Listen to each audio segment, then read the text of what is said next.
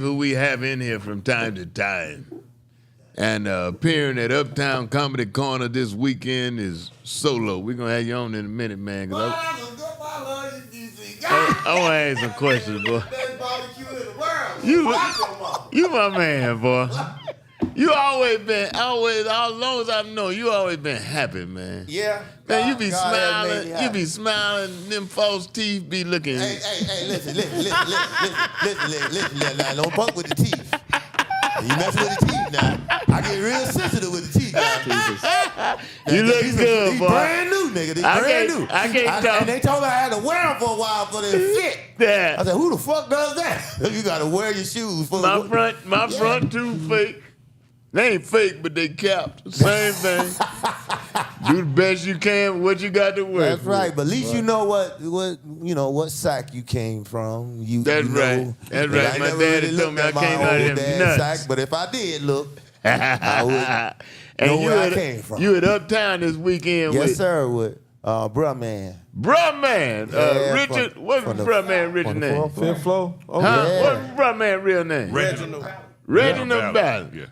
Yeah, oh, man. Man. It's a pleasure. It's a real pleasure to work with some of y'all greats because, I'm 57. I grew up with you. I grew up when you first came out, bro. When your hair, I had some good hair. Boy, too, you had some. Boy, I said if I get my hair look like Don, like I say on my show, I ain't had no Kevin Durant shit. I had some good motherfucking hair. Yeah. Yes. Oh, yeah, you did. I get that. Kevin Durant. Well, you got the heaven, boy. That's a bad hair right there. That's.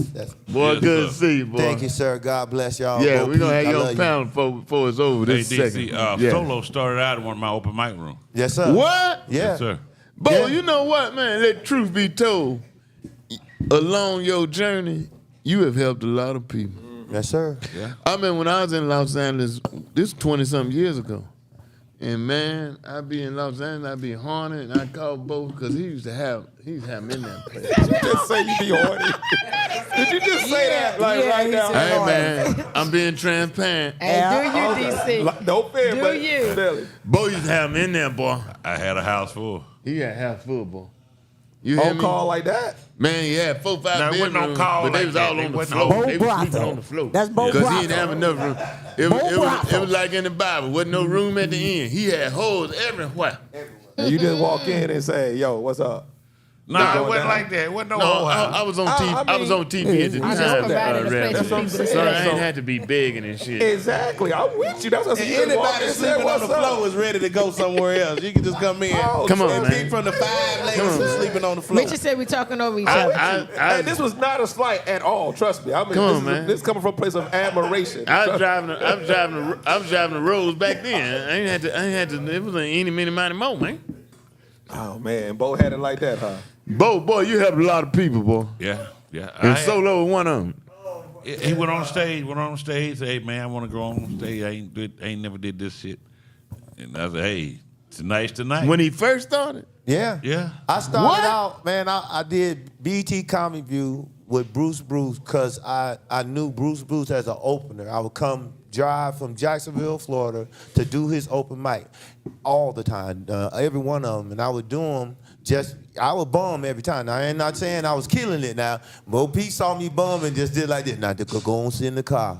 Don't talk to nobody. When no social media back then, you just go in the car. That's part of the process, bro. We're going to have you on in a minute because you're not on camera right now.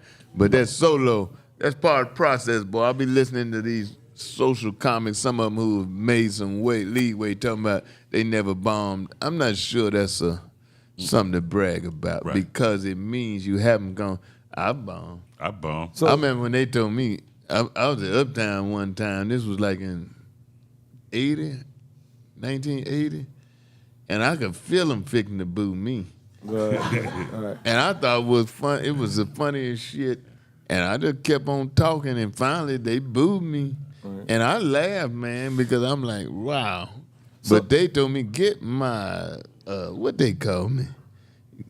They didn't call me corny. They called me something goofy or something. Get your goofy ass out of here. that's the worst thing to be called, goofy. So DC Bo, was there ever a time when you saw Bo was doing his thing, and when Bo put somebody out there, were you ever kind of like, Bo, you know better, or you just always just trust the fact that Bo allow people to be on go, and it was just gonna No, be this up to them. is open mic. Open mic, you ain't got them kind of critiques. Yeah. Right. Okay. They just need somewhere to go on stage and say, And hey, get up Did you there, ever man. see one go like, all right, I'll let you go, but this might not be for you? Because guys like y'all can kind of recognize I'm talent. not that judge. Y'all want to hear something very, it may be shocking to non-comics, but most comics know. I have been with Richard Pryor and watched him, quote unquote, bomb. Now, that's something. Yeah. But I'm going to tell you, in the process of maturing as a comic, it's part of the scheme of things. Right. So I'm going to go there. When I heard Country Wayne in an interview the other day say he's never bombed, that's a signal of you have not gone through the regimen that a mature comic goes through. Right. Just I more through the bombed, internet. man. Yeah. This If was you more want to through call it YouTube, that, yeah. but I was sticking to my guns. I was doing what I thought was funny, and it's part of your maturity as a comic, where you present yourself as, I know more about this than anybody out there. I mean, I've done 11,000 and something shows. When I go do any show, there's nobody in the audience that has done. You ain't been to that many shows. Exactly. And the same if you only done 200 or 300 shows. Very few people go to 200 shows in their lifetime. Right. So as a comic, you've been out in the game 5 or 6 years. You've done 400, 500, maybe 1,000 shows. You the authority in the room. If they ain't laughing, it's because they don't know what the fuck is funny.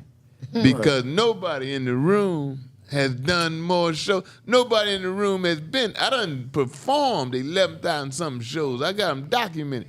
That ain't counting the shows I've been to where I wasn't performing. So you can't. I mean, without sounding egotistical or what have you. Exactly. Ain't nobody in the room on any given night Exactly. that has been to or performed that at the least. But ain't nobody in the room that's been to more shows than me or Bo P. So y'all can kiss my ass. Yeah, that- I mean, I'm not saying that DC, someone to be egotistical and overwhelmed. understand. I'm just saying the experience of that. And I've been booed. You been booed? I've been booed. There ain't a mature comic that I know that has not been. And if you haven't, that means you haven't been out there trying to use new material. Right. You've been. The only way you can never be booed is if you use material that you stole that you know will work for other people. Now, And staying And I don't do staying that. of now the DC, let me specific say this demographic. about Country Wayne.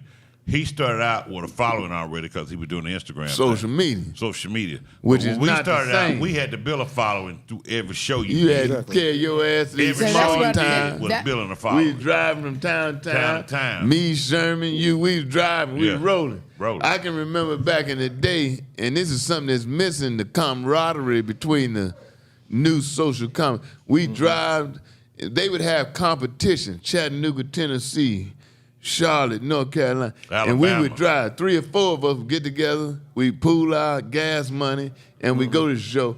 And the grand prize would be $250 or something, $300, and we would have an agreement in the car. One of us gonna win, Yeah. Right. That's what's and we up. gonna split the money. That's what I'm Right. talking about. Yeah, that's what's They up. don't have that, man. Nah. Now, God bless him. God bless Country Greyhound. Wayne. He's come along. I rode He's Greyhound come with so along. many comics doing the Oh show. man! And then they used to have a bus you get on for $2, Mega bus. mega bus. Yes, sir. Yeah. So tell That's me that this now. individually grinding together. Every real comedian is bomb. We already said that. Now, Hold it right there for a minute. That's right. It's 2 kinds of comedians. Legitimate comedians. The ones who've bombed Them and the that ones have that bombed. are eventually gonna bomb. And them that are gon' bomb. It's just like riding. It's just like riding a motorcycle. I used to ride motorcycles. I was a big motorcycle rider. It's 2 kinds of riders. Them that's been down, Or gonna go and down. then that's going Yeah, down. I'm a rider myself. right, but a bomb to me is levels to bombing. Because in Atlanta, people be so disinterested. You can go somewhere and people laughing and one person boo. If any one person boo, does that automatically make it a bomb? Every show ain't there ain't your no best bomb. show. I'm talking about when everybody in the building. I've been up, everybody in the building, like, get your ass the fuck off the stage. See, I ain't never had that happen. Ain't no, oh, well, it's coming. Ain't no one disgruntled. I rebuke that. Okay, you think, rebuke you it know, all you want. Ain't no one disgruntled person, because you're going to have one disgruntled person in every show. I've never done a show. You cannot satisfy everybody. Right. It's impossible. Right. Because if you satisfying everybody, that means you ain't talking about shit. Right. And in comedy, you got to take a side one way or the other. But the trick to it is to bring the majority into your world and make the majority accept. You'll never accept everybody. I do shows now. It be some Karens in the crowd. I run one out the club in Philadelphia the other night. You know, little old white woman sitting there, and she gonna just talk what she want to talk. And you got 95% black people in it, and this bitch gonna act offended because I said something about Donald Trump. Yeah. Get your ass out of here.